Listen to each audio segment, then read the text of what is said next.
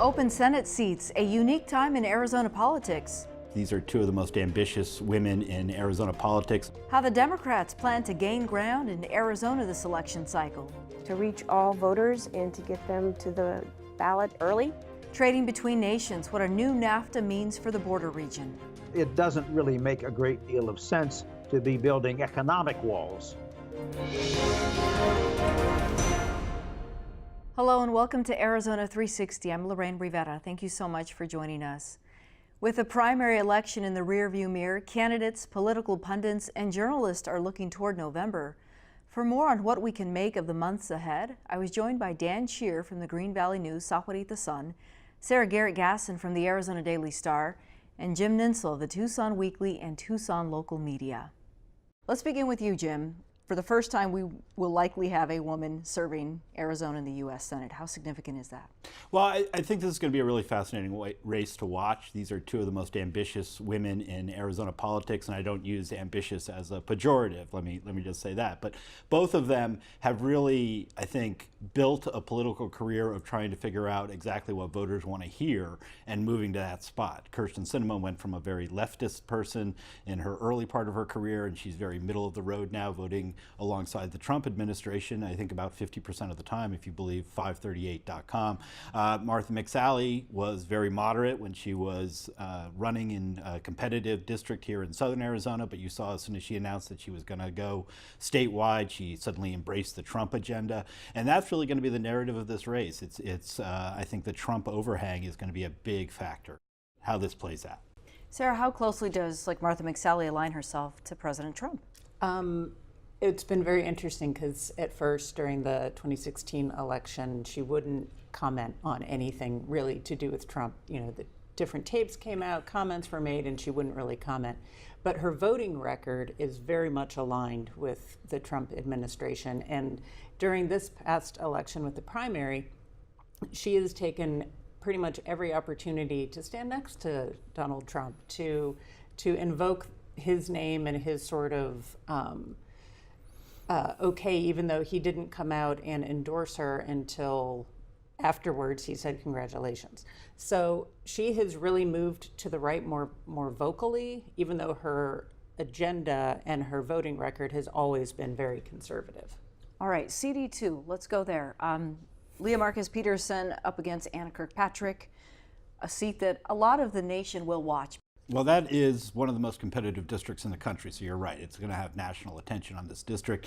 Ann Kirkpatrick, coming down from Flagstaff, where she used to live, to run in this district tells you something about the Democratic bench here. On the other hand, Leah Marquez Peterson has been nowhere to be seen since she announced that she's running for this election. We tried repeatedly to try to get her to do an interview, and she just shut us out completely. So I think we'll probably see Leah emerge now that the primary is over, and we'll see a little bit more of her. She's going to talk a lot about how much she has lived here, try to point out that Kirkpatrick is something of a carpetbagger, and Kirkpatrick's going to come back and say that she's going to be standing up against Donald Trump, and we'll see which message prevails in the voters of CD2. But one of the most interesting things about Leah Marquez Peterson is that she had 10 times the amount of money as her three competitors combined, and one of them came pretty close. Brandon Martin came within, I think, 3 or 4 percentage points of hers. So does money buy elections? Well, she won, but certainly not as decisively as maybe the Republicans would have liked to have seen. So how much support is she going to get? But it is very competitive. This one could go either way. What's the strategy behind not talking to the press? I think it's very obvious that candidates don't want to be not in total control of their message. We in the press, we interview a lot of people, we do our research, we have background on people and in terms of reporting, and as a candidate, you don't want to be in a position where you're going to have to answer something that you did previously or have a question put to you that you're not entirely comfortable answering. You just want radio silence, literally.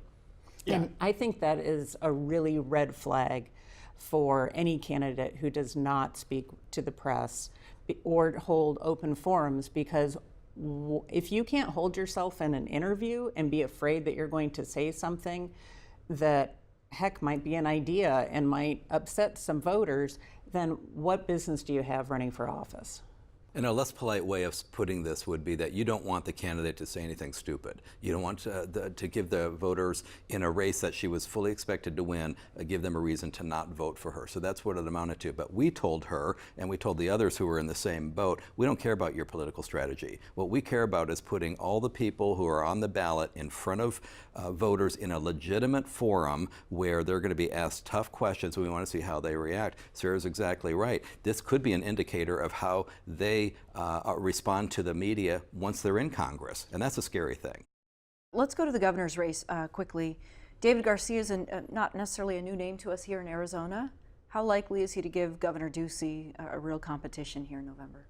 Depends on how much money you can raise. I hate to say it comes down to that, but Doug Ducey's going to have $10 million for this campaign if he wants it. And I think David Garcia was kind of running on fumes there at the end of the primary. And he's only got a few weeks now, basically, to get that gas tank filled back up. And so if he can't do that, I don't think it's going to be much of a race. I agree. I think that the idea of Doug Ducey, he's an incumbent, he's been very visible, he has a lot of money, a lot of Republican backing. I think David Garcia, while a very impressive candidate when we saw him for the superintendent of public instruction last time, very impressive candidate, I think the mismatch is going to be pretty apparent.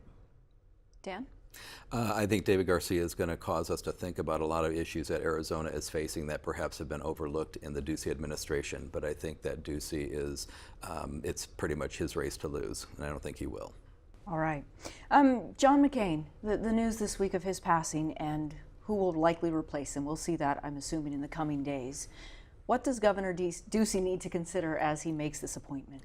I think that to honor the voters who put John McCain into office, that he needs to go with someone who is like John McCain philosophically, not a Trump person, not someone who's just going to go along with the White House agenda. Because if you look back, in 2010, there was J.D. Hayworth, Tea Party candidate, and the voters still chose John McCain.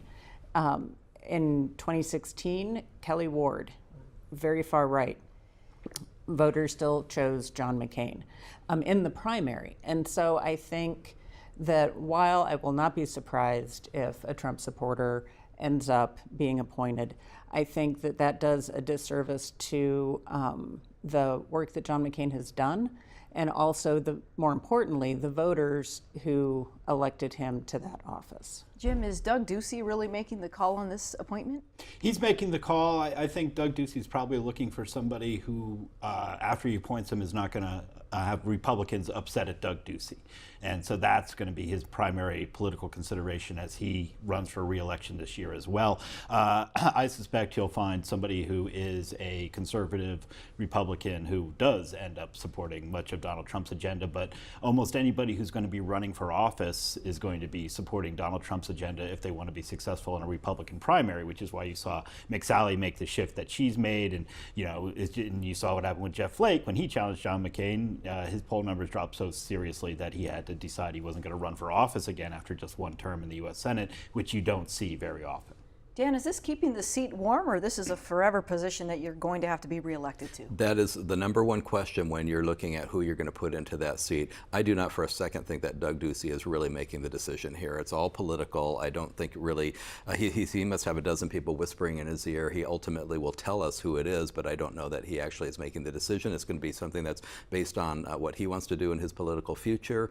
And again, that very key question, is it someone you want in there just for a couple of years, or is it someone you want to have that incumbent position going into the 2022 election?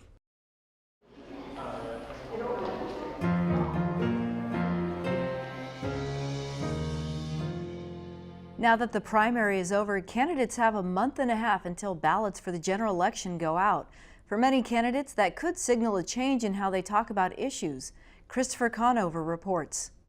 There's an old axiom in politics. In the primary, candidates move towards the political edges or extremes to excite the base, something we've certainly seen in the Republican U.S. Senate primary. My friend, Martha McSally, she's the real deal. She's tough. But the theory continues that come the general election, candidates must come back to the political middle and be more moderate. So how does a candidate change tactics? They have to show the party base that they are a committed, either conservative or progressive, and then they also have to leave wiggle room to then show the broader audience of moderates in each party and of independents that they are best situated to represent them in Congress, in a statewide office. Do voters forget the ads that played to the base as candidates move back to the middle? Well, they may not remember the total content of the ads, but they have formed an impression. And once the impression is sort of there, it can be modified, but it may not be able to be changed drastically. Politicians then have to identify the so-called moderates so they know where to target their message. Mike Noble is a Republican pollster in Arizona. He spent nearly a year looking at who Arizona's moderate voters are. By looking at the lens of political ideology, we find out whether they're very conservative, somewhat conservative, and then if they're moderate, do they lean conservative, lean liberal, or are they actually a true moderate? And so that's the lens that we're looking at. So these are truly the folks that are in the middle of the aisle. According to Noble's polling this year, about 15% of Arizona voters are moderates, with 9% of those leaning conservative and 12% leaning liberal. He says those voters are moving in a new direction. When you look at moderates, they look just like liberals on top issues. So with liberals, their number one issue is education.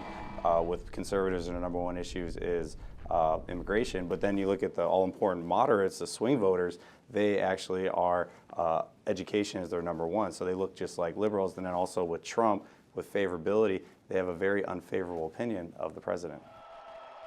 So this year, if Noble is right, Republicans and Democrats will have to play to the middle and away from the president. In the Senate race, Democrat Kyrsten Sinema started that move early because she did not have a strong primary challenge. I'm just not afraid to stand alone to do what's right. A reputation for working across the aisle. Does a candidate changing their message run the risk of being labeled a flip-flopper? Republican strategist Marson says not really. It's a little bit harder to tag somebody with that flip-flop message, only because voters aren't necessarily paying attention to every single minute detail of a politician's record. You definitely have candidates who will try to take advantage of their opponents' maybe mixed messages, for sure, and video will play into that if there's some video of it, in TV ads. But first of all, I think voters sometimes see through that, and sometimes it's absolutely okay to change your idea, to change your position because you've learned new facts.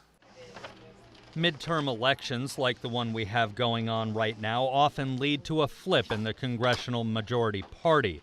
Political scientist Barbara Norander studies political parties, public opinion, and elections.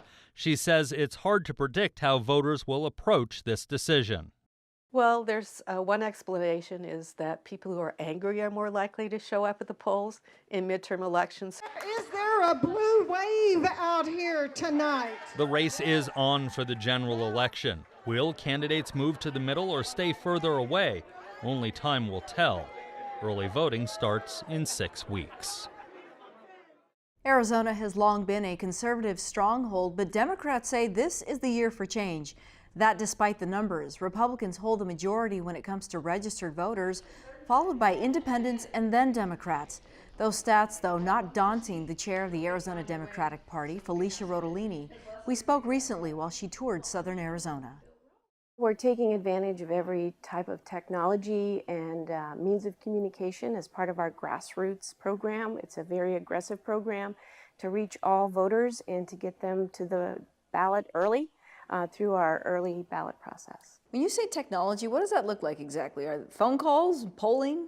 It's a digital campaign, which includes phone calling, but it includes texting, and it includes using your cell phone as a communication method to reach voters, to tell them where to go to the polls, to talk about the candidates, and to talk about issues. What is the party doing to lure the rural voter out of its normal practice, which has been largely conservative? Well, we're traveling across the state. We're opening regional field offices in those rural areas. When we open these field offices, this gives an opportunity for the legislative district candidates, school board candidates to have a place to do phone banking, to organize walks, and to reach voters. It seems every election cycle we hear the same thing, right? People are upset. They're going to turn out to vote. We're counting on millennials. We're counting on Latinos to show up. Why is this year so different from the past? It's really about the values that Arizonans have always had, and it's about our voters waking up to the fact that it's the Democratic candidates that are fighting for those values. And what has happened to our economy, what has happened to education, is an example of the deterioration of those values here in Arizona. And I believe that it is definitely the shift, the turn of events that we've been waiting for. If Democrats don't quite see that shift this election cycle, will there be a look in the mirror and ask, what do we need to do moving forward? Well, we've been doing that for several cycles, and we have been reaching to every corner of the state. The party is very diverse, and we want all folks in our party and all Arizonans to get ahead. And what we're seeing is that the messaging we're doing today about Arizona values and working families and everyday Arizonans is really resonating. And we see it in the surge in volunteers, we see it in the surge of Democratic clubs, and we see it in the surge of independent groups that are working alongside Democrats to get Democrats elected. It's been some time since a Democrat has held a state executive office. What do you suppose that tells you about this state and its demographics and what matters to voters? What we're seeing is that voters are fed up. They're fed up with the policies and the results of the Republicans being in charge in our state house and in our legislature and the governor's office. We feel that it's really a mandate on the need for Arizonans' values to be supported by their leaders. And the Democrats are fighting for health care and fighting for a good public education system that will create the kind of economy and the kind of state that people want to live in. Let's say we look at the national map of politics. Is Arizona a battleground state? We have been in touch with many folks at the national level who say Arizona is truly a battleground state. If you think about the 2016 election, Hillary only lost the state by 4%. And in 2016, Maricopa County elected its first Latino county recorder and ousted Joe Arpaio. Those are indicators of a change in the electorate in Arizona that goes back to why we know this is going to be a different year. Folks are fed up. Folks want to see change, and this will be the year that it happens. Okay, Felicia, thank you.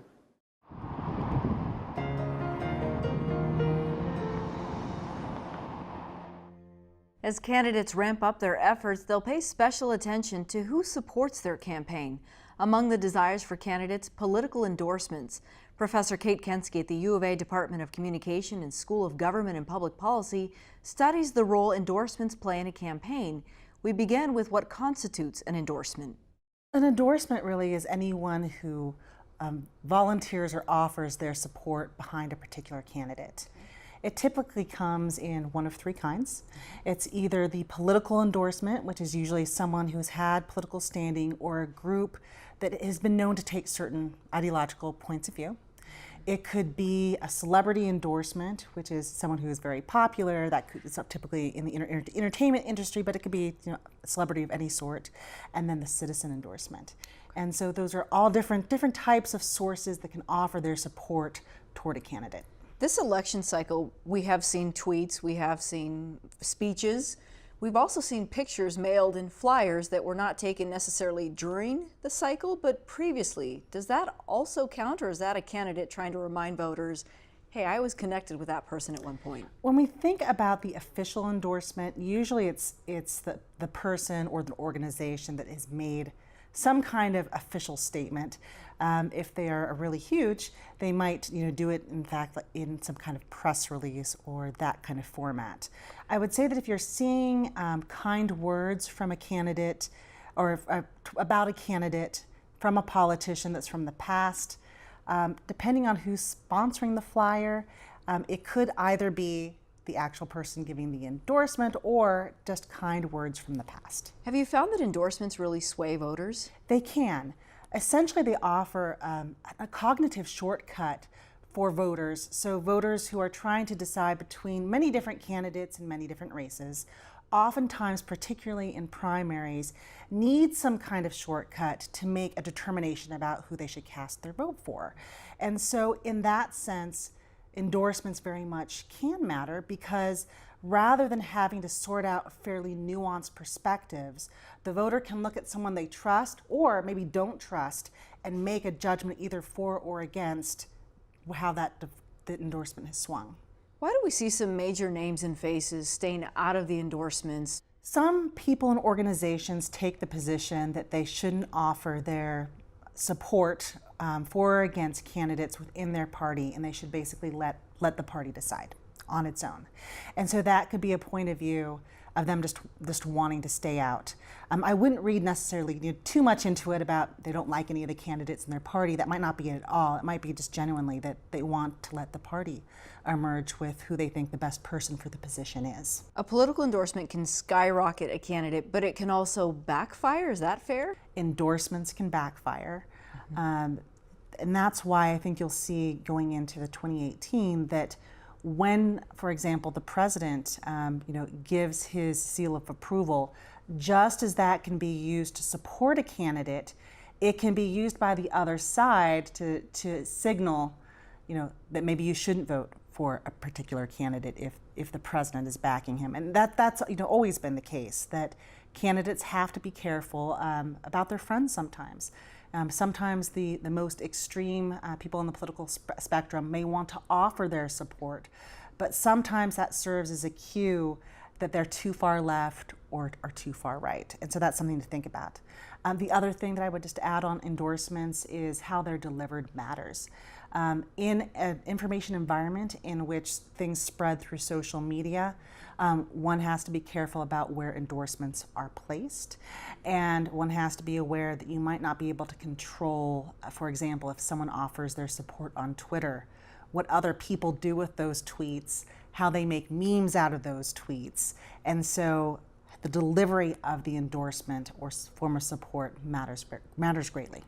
Can an endorsement be rescinded? It can, but in that case, the person rescinding it has to, hope in a sense that the media picks up on them taking away the endorsement. Okay, Kate, thank you so much. All right, thank you.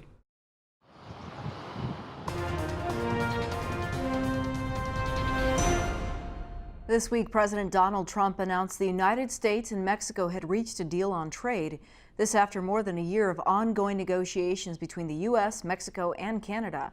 This week, though, it remained unclear what Canada's involvement might be moving forward. We got insight from Professor David Gantz, an expert in international economic law at the U of A Rogers College of Law.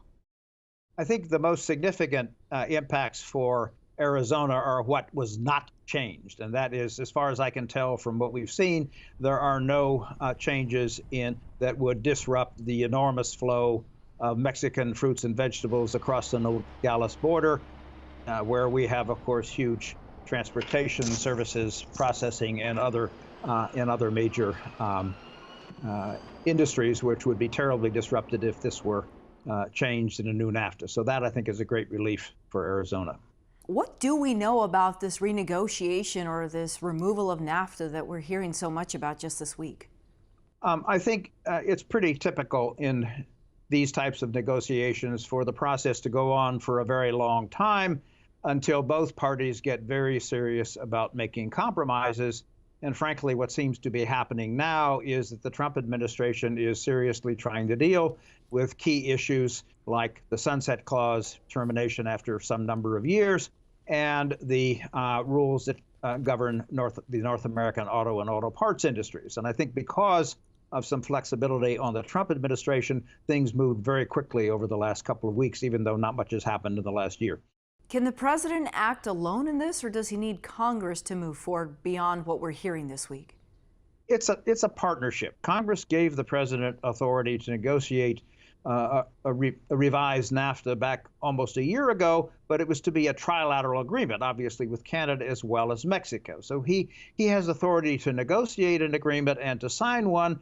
There's some question, I think, legal question, as to whether he can sign an agreement, say November 30th, if it only includes Mexico at that time. There's some in Congress who have said this is not the case, but the issue has never been resolved in court. Are there implications if Canada is left out altogether? I think for both Canada and the U.S., getting left out together is a disaster. We have more trade with Canada than we do with Mexico. Canada is our largest single trading partner, and our trade balance, imports and exports, if you include services, are about even, unlike Mexico, where we have a huge trade deficit. The American auto industry and American auto unions all operate in Canada as well as the U.S. And if you eliminated NAFTA, many exports to Canada would face tariffs more like 4.5% instead of 0%, and this would be extremely costly to U.S. manufacturers. Okay, a point of clarification, because you've studied this relationship for a long time. Many of us have understood that Mexico and the United States, at least in the political realm, have been at odds for some time. Did the two countries not like each other? Then there's talk of a wall. Why suddenly are there talks for negotiations, and it sounds like there's a connection being made? I'm assuming that the change is coming mostly because both the Trump administration and the existing and the incoming Mexican administration realize that it is in everybody's economic and political interest to play nice. So I think what you have is sort of an agreement to disagree quite strongly on the assumption that it is still beneficial to both countries to have a revised NAFTA. So regardless of what's taking place in the media or perhaps the political world, there's still business that needs to be done. Again, when you look at the enormous amount of trade that goes back and forth, the dependence of states like Arizona and Texas, particularly on trade with Mexico and vice versa, it doesn't really make a great deal of sense to be building economic walls along the border to change 25 years of 0 tariffs and supply chains that would be enormously disruptive both to the United States and Mexico if they were interrupted. Okay, David Gantz, a professor in the Rogers College of Law, joining us from Maryland. Thank you so much. Thank you for having me. And before we go, we'd like to pay one final tribute to Arizona Senator John McCain.